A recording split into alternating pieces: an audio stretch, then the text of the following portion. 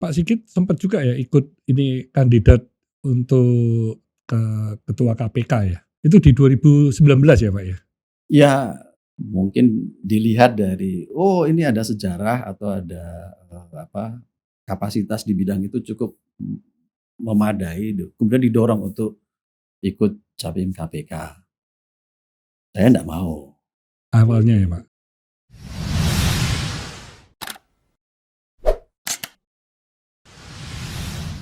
Semangat pagi Sobat Sukses! Pada hari yang sangat bahagia dan very special ini, saya kedatangan seorang tokoh yang luar biasa ya. Ini sudah lama saya kenal beliau ya. Beliau ini sosok yang ya sangat luar biasa bagi saya. Makanya ini saya senang sekali ya pada hari ini beliau bisa menyempatkan waktu untuk podcast bersama di Hermanto Tanoko Podcast. Terima kasih sekali. Beliau adalah Kepala Kanwil DJP Jatim 1. Terima kasih nih Pak Sigit Danang Joyo ya. Ya, Pak Hermanto, terima kasih. Ini sebenarnya kunjungan balasan ya. Iya. Karena waktu itu Pak Hermanto yang pertama kali itu datang ke kantor kita. Iya. Makanya saya pesan ke teman-teman, kita harus ke tempatnya Pak Hermanto ini. Iya. Dan waktu itu saya juga minta kalau bisa ini sharing-sharing dari Pak Sigit ini ya. Pajak ini kadang-kadang kan memang ini Pak ya, bagi beberapa orang kan sesuatu yang sangat menakutkan atau wah itu nanti pajaknya untuk apa, manfaatnya apa. Jadi masih banyak sekali yang mungkin tidak memahami gitu Pak. Jadi di podcast saya ini kan memang kita lebih banyak edukasi ke arah para entrepreneur ya. Tapi sebelumnya saya ingin bincang-bincang dengan Pak Sigit dulu karena Pak Sigit ini background-nya kan juga sangat menarik bagi saya ya. Jadi Bapak ini kan sekolahnya kan memang di sarjana hukum ya Pak ya? Ya, waktu itu di UGM. Iya, malah pernah ke arah lawyer juga gitu ya. Jadi saya lahir besar di Jogja Pak. Kuliah juga di Jogja, saya di Fakultas Hukum Universitas Gadjah Mada. Baru kemudian setelah masuk ke Kementerian Keuangan, ya, saya mendapatkan beasiswa ke Perancis, ke Sorbonne waktu itu, dan mengambil jurusan terkait perpajakan. Jadi jurusan perpajakan Bapak sudah sudah. Dijen pajak. Saya dapat beasiswa dari pemerintah Prancis karena saya statusnya adalah pegawai negeri sipil di lingkungan Kementerian Keuangan. Waktu itu. Ya. Di sana 2 tahun belajar terkait pajak. Saya pilih di Prancis kenapa? Karena Prancis itu seperti apa ya? Asal muasal sistem perpajakan kita ini ada di Prancis. Ya. Sistem hukum kita ini ya dari Prancis. Prancis meletakkan fondasi hukum atau fondasi negaranya Belanda. Belanda kemudian menyebarkan ke Indonesia waktu itu ya karena kolonial. Tapi sistemnya kemudian kita ngikutin. Saya pikir belajar paling oke ya belajar dari sumbernya kira-kira gitu. Ya. Tapi kalau latar belakang Bapak ini kan hukum ya Pak ya. Dan Bapak juga sempat menjadi lawyer kan. Nah itu gimana kok bisa masuk ke pajak ini Pak? Iya betul, saya dulu UMPTN itu akhirnya lolos di Fakultas Hukum. Ya. Background saya A1 tuh, tapi waktu itu ibu, kamu ambil IPC kalau bilang formulir yang pilihannya itu 3, salah satunya sosial dan saya pilih hukum. Ternyata saya masuk di situ. Masuk di situ, saya aktif di Senat Mahasiswa 98 tuh Pak.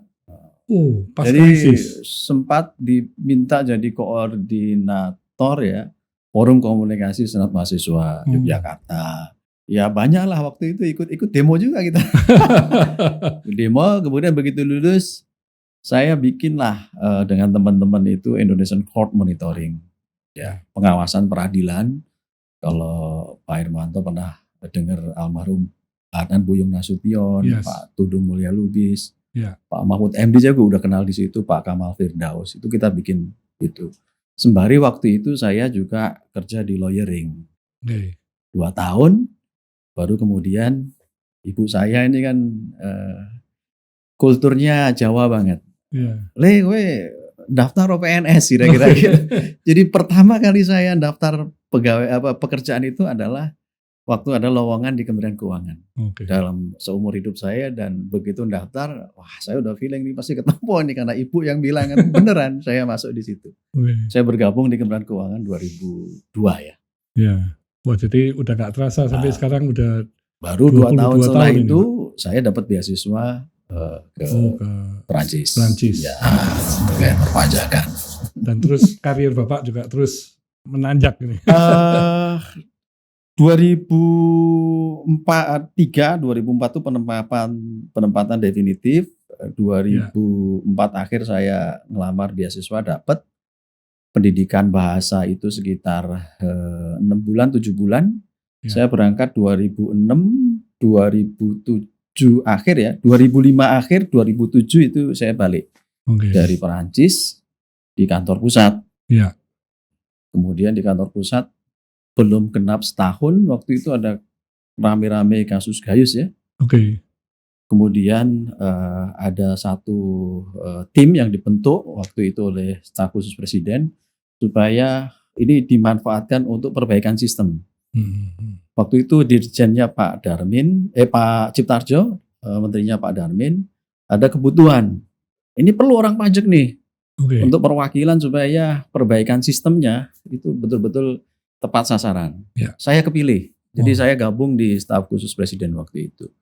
2 tahun saya khusus benahi, kalau pernah ingat itu ada Inpres nomor 1 ya kalau nggak salah 2009, percepatan penanganan penyimpangan perpajakan. Ada 2 di situ untuk penanganan case perpajakannya, sama satu lagi perbaikan sistemnya. Ya.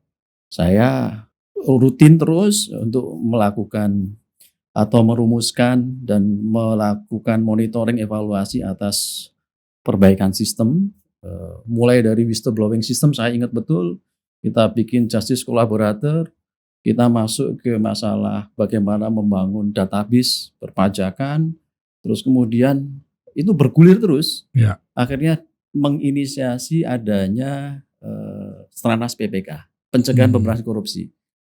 Sehingga saya 2 tahun di situ ditariklah oleh UKP 4, unit kerja presiden, bidang pengawasan pembangunan waktu itu Pak almarhum Kuntoro Mangkusubroto. Ya. Jadi kita ini mesti berterima kasih sebetulnya karena kasus tadi itu ya. Akhirnya itu menginisiasi supaya itu diterapkan perbaikan sistem itu ke seluruh kementerian lembaga menjadi strategi nasional pencegahan pemberantasan korupsi. Perpres nomor 54 ya, seingat saya tahun 2011. Saya incas betul di situ bertiga. Akhirnya dari Perpres itu kita tuangkan ke Inpres aksi pencegahan pemberantasan korupsi tahunan. Selama 4 tahun sampai 2015 saya Itu proses. Mau diteruskan nih sampai seterusnya. Tapi udah saya merasakan banyak sekali perubahan-perubahan Pak, khususnya di Dijen Pajak. Ya. Semakin profesional lah ya. Semakin profesional. Pastilah. Karena pajak itu menurut saya adalah satu field atau bidang yang sangat dinamis. Barangkali yang paling dinamis itu ya salah satunya bidang pajak. Pak Hermanto bisa lihat itu berapa sih peraturan-peraturan di bidang pajak. Banyak. Tapi jangan khawatir, di negara lain juga banyak. Nah itu karena yang mau kemana kan masih banyak yang gray area juga ya Pak ya. Jadi kalau kita nggak bisa ada penjelasan atau waktu untuk menjelaskan kan, itu nanti kan rumusnya pakai pokoknya gitu kan susah. Oleh karenanya banyak teman-teman, ini pajak ini kok reformasi tanpa henti ya. Memang kita lakukan itu. Harus terus dinamis ya. Untuk mengejar dinamika yang muncul di bukan hanya di masyarakat kita tapi juga di berbagai belahan dunia. Kita juga harus ngikutin. Kayak yang terakhir kan kita harus menyesuaikan dengan Kortek sistem misalkan, sistem inti administrasi perpajakan. Itu kebutuhan loh. Betul. Kalau kita nggak segera beralih ke era digitalisasi, bahkan pakai AI misalkan artificial intelligence, ya mungkin kita nggak akan sanggup untuk mengelola data yang sudah demikian banyak. Jadi ini terus akan. Dan Pak Sigit sempat juga ya ikut ini kandidat untuk ke ketua KPK ya. Ya. Itu di 2019 ya Pak ya? Kalau ikut itu mungkin saya lebih tepat waktu itu dipaksa gitu. Dipaksa. Kandidat yang paling cocok ya. Mungkin karena tadi itu ya, dari mulai Track record Bapak perbaikan yang sudah sistem, banyak. terus kemudian saya in charge di Strategi Nasional Pencegahan Wabah Korupsi. Terus kemudian waktu itu kita banyak berkolaborasi dengan Bappenas dan KPK. Ya.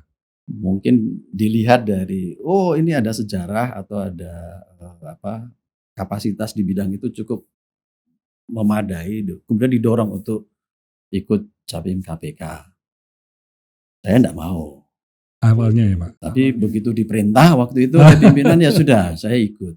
Tapi ada satu hal yang membuat saya kemudian mau melakukan itu. Kenapa? Saya punya pengalaman begini Pak Irmanto.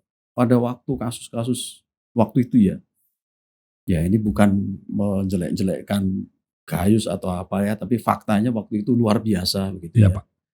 Itu kita di kantor pusat itu kalau berangkat ke kantor naik Metro Mini, kalau mau turun di pajak itu langsung dibilangin, Gayus turun, kira-kira begitu Iya, ya. iya. Sedih banget saya Betul, merasa bahwa publik itu menjudge kita seolah-olah kita ini institusi yang sangat Ya. buruk gitu ya. Waktu itu Hmm. kan luar biasa.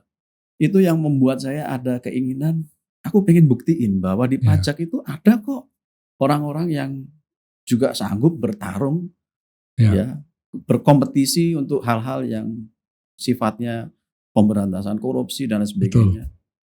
Di pajak banyak kok teman-teman yang siap untuk dikulitin gitu ya, dicek track recordnya segala Ya. macam banyak kok. Tujuh, Tapi Pak. tenggelam itu Iya, iya. dengan isu-isu yang sangat sedikit. Itu ada niatan saya pengen menunjukkan itu. Betul. Dan memang Pak Irmanto kalau kita lihat di isu di masyarakat tuh kalau pajak tuh sensitif banget, seksi banget. Anda bisa lihat tuh. Kalau ibarat tangga lagu itu kan, itu kan susul menyusul dengan oknum di kepolisian juga ya. Saya kalau sama Pak Imam Kabel itu bilang gini, kita ini kalau sama isu pajak sama polisi itu sensitif banget. Kayak tangga lagu ini PR kita ini untuk bagaimana meyakinkan kembali ke publik bahwa institusi kita tuh terus berbenah. Itu yang saya ingetin ke teman-teman baik di internal maupun di berbagai kesempatan. Kita berbenah. Sebagian besar mungkin 99% anak-anak ini udah baik semua lah. Betul, Pak. Tapi kalau kita mau membuat 100% bersih, mungkin ya di dunia ini nggak ada ya yang bisa 100% bersih. Setiap institusi pasti ada oknumnya, tapi bagaimana meyakinkan publik bahwa kita berbenah dan kita siap untuk membersihkan yang kurang baik ini yang terus kita dorong. Setuju Pak. Nah ini Sobat Sukses, ini kita berbincang tadi misalnya ada kasus satu oknum perpajakan yang memang berbuat salah. Tapi itu kan bukan berarti semua aparat pajak itu jadi bersalah, kan begitu ya Pak ya. Jadi memang masyarakat atau Sobat Sukses juga harus lebih bijak lah ya untuk menilai suatu masalah. Jadi jangan membuat judgement ke instansi gitu ya, kan berarti keseluruhan gitu jadinya. Padahal kita punya pajak ini kan manfaatnya juga untuk masyarakat ya Pak ya. Betul. Pendapatan yang diterima juga untuk infrastruktur. Iya. Jadi kalau teman-teman membaca berbagai literasi terkait pajak, fungsi pajak itu di berbagai literasi itu disebutkan 3 atau 4 gitu ya. Satu itu budgeter. Budgeter itu dia menopang atau berkontribusi untuk penerimaan negara itu hampir 80%. 80% ya, pajak, dari pajak, biaya cukai segala macam. Jadi satu itu sekitar 80%. Pembiayaan negara ini berasal dari pajak. Ini fungsi budgeter yang paling banyak didengar atau dibicarakan di masyarakat itu seolah-olah. Padahal fungsi-fungsi yang lain ini banyak. Fungsi yang lain adalah dia fungsi untuk reguleran atau pengambilan kebijakan di sektor ekonomi. Artinya yang bisa membuat ekonomi tetap tumbuh ya. Terus kemudian ketika ada pandemi segala macam itu kan fungsi reguleran ini ngatur kira-kira begitu. Betul. Termasuk fungsi stabilitas ekonomi. Supaya UMKM tetap stabil dan lain sebagainya. Ketika dihantam oleh pandemi kita berikan insentif segala macam. Itu kan fungsi dari pajak. Ya. Fungsi yang lain adalah redistribusi kekayaan. Artinya apa? Yang kaya itu harus membantu yang miskin sehingga ada tarif progresif kan. Ya. Kira-kira begitu. Betul. Fungsi yang keempat ini yang kadangkala masyarakat itu masih bias gitu ya. Fungsi ini diwujudkan apa? Diwujudkan misalkan alokasi anggaran negara kita terkait dengan pendidikan. Ya, sebagian besar itu dari pajak. Hampir seluruhnya lah. Kemudian untuk BPJS kesehatan, ya dari pajak untuk bangun jalan. Terus kemudian fungsi-fungsi yang lain, ya, subsidi minyak, subsidi gas. Hampir semua aspek kehidupan itu mendapatkan subsidi dari pembiayaan negara yang berasal dari pajak. Kalau sampai ada orang yang kemudian mengatakan, udah deh, ini ada yang nggak bener nih pajak, kita nggak usah bayar pajak. Yang rugi itu kira-kira siapa? Yang rugi adalah masyarakat itu sendiri. Iya, masyarakat banyak. Sehingga nanti subsidi untuk kesehatan nggak ada misalkan, terus kemudian subsidi untuk LPG, untuk BBM segala macam nggak ada, yang rugi. Dari mana dananya kan kalau bukan dari pajak ya Pak? Betul, makanya ketika menyikapi ada isu-isu itu mesti harus betul-betul jernih kita melihat. Ya, bagaimana oknum itu betul-betul kita tindak ya. Tapi kesadaran dan trust kepada pajak tetap harus kita bangun. Yang ujungnya adalah ya teman-teman semua ya menikmati. Kira-kira gitulah. Kawan pajak yang saya hormati, jadilah pemilih yang cerdas dengan menerapkan prinsip benar, lengkap, dan jelas. Oleh karena itu, pilih lapor pajak sekarang juga. Nah, ini dari sisi pendapatan pajak selama 3 tahun berturut-turut ini Pak ya. Ini selalu mencapai target ya Pak ya. Padahal ini kan masa pandemi juga Pak. Ini sesuatu yang luar biasa dan patut diberi apresiasi juga ya kepada seluruh pejabat pajak ini Pak. Kita Kanwil di JP Jatim 1 hat-trick. Hat-trick ya? Hat-trick 3 tahun berturut-turut. Nasional atau cuma Jatim aja Pak? Enggak. Tidak semuanya hat-trick. Oke. Ada yang 2 tahun berturut-turut, kita kebetulan yang 3 tahun berturut-turut. Wah, luar biasa. 3 tahun berturut-turut kita bisa tercapai. Yang tahun 2023 itu seingat saya kita mencapai angka 102,8% dari target yang dibebankan kepada kita. Insya Allah yang berikut-berikutnya juga kita akan lakukan itu, tapi bukan hanya masalah penerimaan, kepatuhan pun juga kita tercapai 100%. Bahkan DJP Jatim 1 melebihi nasional. Dari sisi penerimaan maupun kepatuhan. Kalau kepatuhan indikatornya itu SPT. Kalau tadi Pak Hermanto bilang, padahal kemarin ada pandemi. Bukan hanya pandemi. Tahun lalu itu kita kena isu kan, isu yang anak seorang pejabat. Wah, iya. Ya, luar biasa RAT itu tuh. Betul. Itu kan sampai lagi itu, Pak, ada kekhawatiran kita, wah ini bakal dari sisi kepatuhan orang lapor SPT ya, bakal ngedrop nih. Tapi enggak, segala macam itu ya Pak. Justru kita naik 2,4%. Malah naik ya? Naik tahun lalu. Makanya saya selalu bilang kita harus berterima kasih nih sama wajib pajak di wilayah Jawa Timur 1. Iya Pak. Karena terbukti trustnya nggak turun meskipun ada case itu, malah justru dari sisi kepatuhan itu naik. Jumlah pembayar pajak atau wajib pajak juga meningkat ya Pak ya?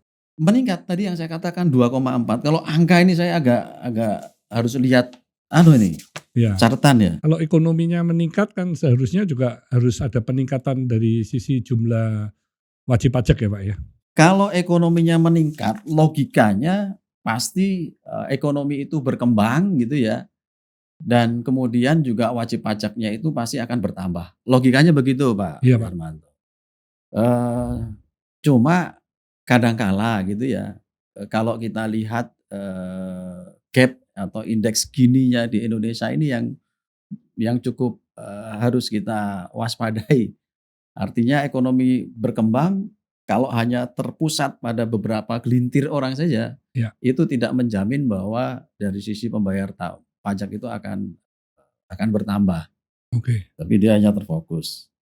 Nah, Maka yang kita lakukan itu tetap menggunakan 2 cara, ekstensifikasi kita akan lakukan, intensifikasi juga kita lakukan. Ya. Nah ini ada yang menarik, kita ini tahun ini ditarget itu 54,6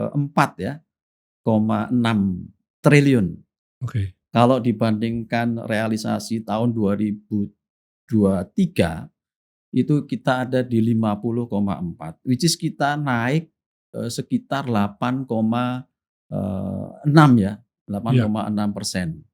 Maka sering ada pertanyaan, wah targetnya di Jawa Timur 1 naik melebihi kemungkinan pertumbuhan ekonomi, Iya. kira-kira gitu ya. Iya. Nah itu it doesn't make sense orang-orang bilang. Bagi kami enggak seperti itu. Karena tidak selalu pertumbuhan penerimaan itu linear dengan ekonomi regional. Ya. Kenapa? Kalau saya perhatikan kalau Jawa Timur 1 itu sebenarnya pusat atau sentra ekonomi dari Indonesia wilayah timur. Ya, sehingga kegiatan-kegiatan mining, tambang, kebun itu ya pusatnya ada di Jawa Timur. Dan menurut saya itu memiliki potensi yang cukup gede. Saya enggak worry lah. Itu Ya. yang harus kita lakukan adalah bagaimana sekali lagi mengembangkan database perpajakan. Dan kemarin di 2022 kita juga ada program PPS ya. PPS itu kan membangun basis data supaya lebih luas lagi. Dan tahun ini dan itu seharusnya kita akan melakukan bukan saja ekstensifikasi, intensifikasi atas data yang sudah ada tadi. Nah itu menghadapi target untuk tahun 2024 ini Ya. kan tentu sangat menantang ya Pak ya. Nah itu apa Pak arah kebijakan dari Bapak untuk memenuhi target penerimaan 2024 itu Pak? Khususnya yang di wilayah DJP Jatim ya Pak? Iya.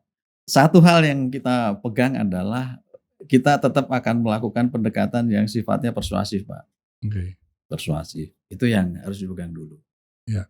Ya kalau orang tadi Pak Hermanto udah bilang, orang pertama kali dengar pajak tuh udah takut duluan segala macam. Nah kita persuasif lah. Makanya kegiatan-kegiatan yang kita lakukan itu bukan melulu bagaimana mengeksersis data-data yang ada, tapi kita juga melakukan komunikasi 2 arah. Ya. Nah komunikasi di Indonesia itu tidak mudah. Karena struktur warga negara Indonesia itu ya data-data yang ada ya. Dari tingkat literasi aja pendidikan itu banyak loh yang masih lulusan SMA ke bawah. Mungkin mayoritas 70% mungkin segitu. Nah, tentu ini tantangan ya kita membuat sosialisasi, diseminasi informasi ke mereka. Karena frekuensinya belum tentu sama. Maka kita minjem frekuensi. Caranya apa? Ya kita datang ke pondok pesantren, ke PBNU. Yang barangkali mereka punya frekuensi yang sama dan mudah untuk diterima. Ke tokoh masyarakat dan lain sebagainya kita gandeng semuanya. Itu. Yang berikutnya data itu menjadi hal yang paling penting kita untuk membuka ruang komunikasi dengan wajib pajak. Saya katakan itu membuka ruang komunikasi karena pendekatan persuasif itu yang kita dorong. Basisnya adalah data yang akurat. Kita ini udah punya banyak resource data Pak.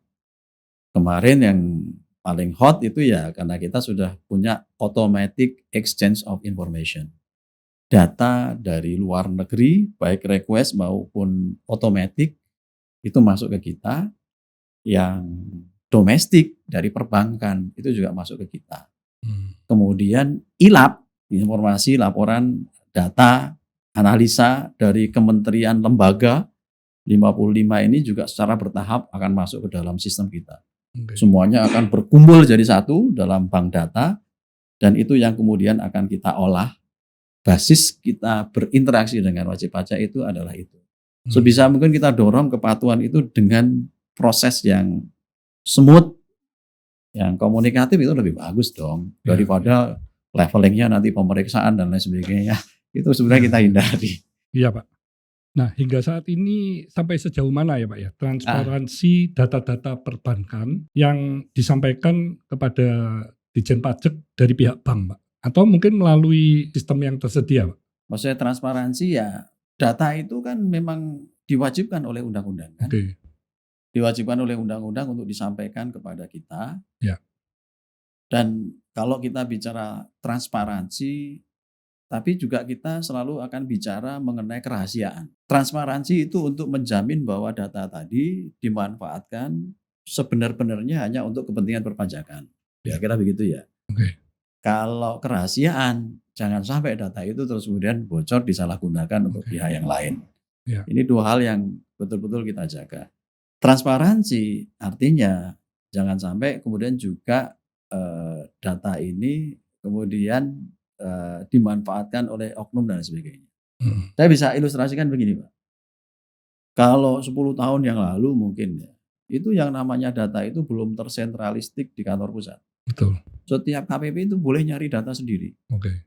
Ibarat mereka ini berburu begitu ya, itu ya bisa nyari anak panah sendiri. Ya. Anak panahnya ini tidak dilaporin.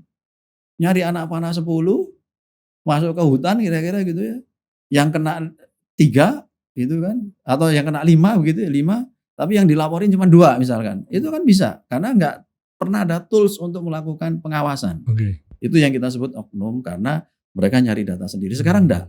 Data itu harus masuk dalam satu keranjang di kantor pusat, Ya. baru didistribusikan oleh kantor pusat ke kita. Oke. Sehingga kalau kita ibaratkan anak panah wis kelihatan.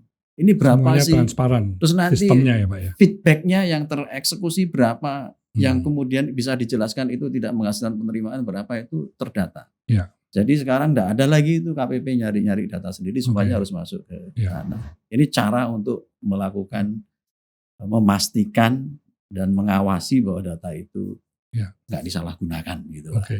Tadi Pak Sigit kan ada ngomongan soal berburu gitu Pak ya. Nah biasanya konotasi dari teman-teman pengusaha ini kan orang pajak selalu berburu di kebun binatang gitu Pak ya. Ya. Nah ini ada begini Pak, ada wajib pajak yang sudah patuh membayar pajak Pak ya. Dari sektor usaha dia Heeh. itu net profitnya juga after tax bisa di atas 20%. Berarti tertinggi Pak. Tapi dia masih selalu dikasih surat cinta, mungkin ada diperiksa.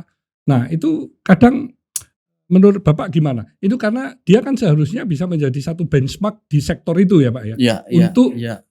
bahan studi bagi yang usaha sejenis, kenapa kok net profitnya rendah? Ini kan tinggi sendiri. Ya, Tapi justru ya. yang tinggi ini juga capek untuk melayani banyaknya permintaan atau pemeriksaan juga Pak setiap tahunnya gitu Pak ya. Mungkin Nggak ada perlakuan khusus gitu Pak ya. bukan perlakuan khusus yang jadi isunya mungkin. Tapi sekali lagi basisnya itu kan data sebetulnya. Ya. Kita ini bergerak karena data kan. Perusahaan itu net profitnya sudah bagus, Betul. tapi kemudian kita mendapatkan data. Entah data itu dari perbankan, dari transaksi yang lain. Pertanyaannya adalah apakah data ini tidak kemudian di-exercise? Pasti harus di-exercise dong. Ya, meskipun perusahaan itu net profitnya sudah bagus. Bagus. Nah, SOP-nya yang harus kita pahami bahwa perusahaan itu diperiksa, itu tidak sekonyong-konyong langsung kemudian diperiksa dong. Pasti melalui SP2DK dulu kalau bahasa kita Ya, itu ada data dilakukan menyurat lebih dahulu himbauan, ini ada data loh, tolong Ya. dijelaskan. Kalau ternyata di tahapan itu tidak bisa dijelaskan, baru kemudian bisa diusulkan ke pemeriksaan dan Nah, ini seterusnya. kasusnya diperiksa Pak setiap tahunnya Pak. Dan Nah. pembayarannya itu kecil sekali akhirnya yang harus dia bayar. Yang harus Tapi kan dibayar. maksudnya, sudah bayarnya ratusan, tapi ini nanti suruh tambah bayar cuma sedikit-sedikit, tapi kan kayak nggak dipercaya gitu lah Pak ya. Dia kan sebagai wajib pajak yang benar itu kan kayak merasa nggak dipercaya. Kalau saya ilustrasikan mungkin seperti pasangan suami istri lah Pak ya. Iya. Ini suami sudah bekerja all out pagi sampai malam, pulang malam, datang-datang mungkin bajunya diciumin, dompetnya diperiksain. Lama-lama kan dia merasa, loh saya ini wis kerja untuk keluarga, wis demikian, kok masih nggak dipercaya gitu ya, kok masih diperiksain kan, lama-lama selingkuh beneran. Betul. Jadi kita memang ada aturannya kok. Sebetulnya pemeriksaan berturut-turut itu kan tidak melebihi berapa tahun pajak ya. 3 ya. 3 itu sudah. Nggak, memang nggak ada ketika misalnya, ini pembayar pajak terbesar di sektor usaha ini patut jadikan contoh. Jadi mungkin tidak merepotkan misalnya diperiksa terus setiap tahunnya gitu loh Pak, misalkan. Itu tadi, itu perusahaan itu harusnya 3 kali 3 tahun berturut-turut diperiksa, itu selebihnya harusnya enggak bisa diperiksa. Kecuali sekali lagi dia LB lebih bayar. Dia mau patuhnya seperti apa lebih bayar itu diperiksa. 2, ya. Itu ada data. Ya. Enggak ada lebih bayar Pak. Ini kan saya mau ketemu Bapak ini banyak teman-teman yang titip pesan. Ya. Kedua ada data baru. Ya. Tapi kalau dia enggak LB, enggak ada data baru, tidak lagi ekspansi perusahaan, terus sudah 3 tahun berturut-turut diperiksa, harusnya sih sudah tidak dilakukan pemeriksaan lagi, harusnya ya. Enggak, harusnya memang dari wajib pajak dan aparat atau pejabat pajak ini kan kerjasamanya semakin baik ya Pak ya, karena ini kan saling membutuhkan atau saling melengkapi ya Pak ya. Makanya jadi tadi ada juga begini Pak, perusahaan itu wajib pajak yang patuh, tapi pada tahun yang bersangkutan itu bahan bakunya itu naiknya luar biasa, sehingga dari sisi net profitnya itu drop banget Pak. Tapi dia punya kewajiban itu untuk membayar SPT bulanannya itu minta pengurangan itu tidak disetujuin, sehingga setelah akhir tahun lebih bayar Pak. Nah begitu lebih bayar, diperiksa. Pemeriksaannya juga bukan pemeriksaan yang ya mungkin khusus banyak bayar, sekali. Tapi all taxes gitu. Iya, all taxes dan akhirnya bayarnya harus lebih bayar yang banyak sekali. Yang mana itu juga grey area lah Pak ya. Banyak yang grey area. Jadi merasa waduh berat sekali itu. Jadi memang butuh ini Pak ya. Mungkin apa yang mesti wajib pajak lakukan gitu kalau terjadi seperti itu Pak ya. Jadi kadang-kadang memang ada hal-hal yang kondisi di lapangan itu kan hampir sama Pak. Kalau Bapak lihat sektor usaha itu mestinya hampir sama. Kalau bahan baku lagi naik atau bahan baku turun yang sensitif terhadap bahan baku tersebut Pak ya. Itu pasti performan dari net profitnya itu juga nggak akan bisa tetap naik terus gitu Pak. Iya. Ya ini yang harus kita bangun terus lah Pak Hermanto. Komunikasinya ya Pak. Komunikasi 2 arah. Yang menurut saya penting untuk dilakukan supaya ada kesepahaman lah. Dan tidak timbul kesalahpahaman kan kira-kira begitu. Terutama dengan para pemeriksa pajak ya. Jadi pemeriksa pajak atau proses bisnis di kita pun itu juga secara berjenjang itu kan diawasi. Kalau misalkan ada data. Ada data itu kalau kita mendiamkan data itu salah juga kita nanti. Diaudit oleh BPK kan. Maka mau tidak mau data itu harus di-exercise. Lalu ini masa BP-nya udah patuh, udah bagus selama ini. Harusnya enggak dong. Karena kalau data kan harus kita selesaikan. Proses komunikasi ini yang harus kita lakukan dan kita melakukan perbaikan itu secara gradual terus, termasuk nanti yang Cortex System itu. Cortex System ini kan membangun end-to-end bisnis itu menjadi lebih simple dan lebih efektif dalam pengolahan data. Sehingga harapannya nanti tidak setiap BP itu begitu ada data kena surat lagi. Baru sebulan ada data lagi kena lagi. Seterusnya itu sampai setahun kalau digunggung itu berapa. Nah, dengan sistem end-to-end bisnis ini nanti ya itu semoga itu mengurangi yang seperti itu. Kemudian analisa datanya juga lebih presisinya tinggi. Kalau yang kemarin-kemarin misalkan atau yang sekarang ada ini kan faktor manusianya masih tinggi. Sehingga interpretasi itu masih tinggi. Ke depan sistem ini akan dibangun supaya presisi data analisanya by sistem itu lebih presisinya lebih tinggi gitu ya. Nah, ada banyak variabel yang kita bisa pakai untuk tools analisa by system. Atau artificial intelligence atau orang kalau bilang pakai metode apalah segala modeling segala macam. Kalau di luar negeri yang saya tahu itu memang banyak Pak. Dia bisa ada 100 variabel untuk melakukan analisa data. Kalau di tempat kita ini secara gradual dari mulai 40 variabel terus berkembang nanti sampai ke depan. Harapannya presisi data itu lebih tinggi. Sehingga tadi dikatakan, wes dikadung diperiksa, ternyata SKP-nya cilik, kita udah ribet itu. Moga-moga ke depan bisa diminimalisir lah, kira-kira gitu. Hidup itu kan cuma ada 3 ya, masa lalu, masa sekarang, sama masa depan. Orang yang hari ini bahagia, itu karena masa lalunya itu bahagia. Masa kecilnya itu happy segala macam. Tapi kalau masa lalunya ada shadow, hari ini belum tentu bahagia. Dan apa yang kita lakukan sekarang kan menentukan sukses kita ke depan. Sekali lagi, kalau hari ini kita lakukan dengan bahagia, maka ke depan kita juga akan bahagia. Kalau hari ini positif, ke depan positif.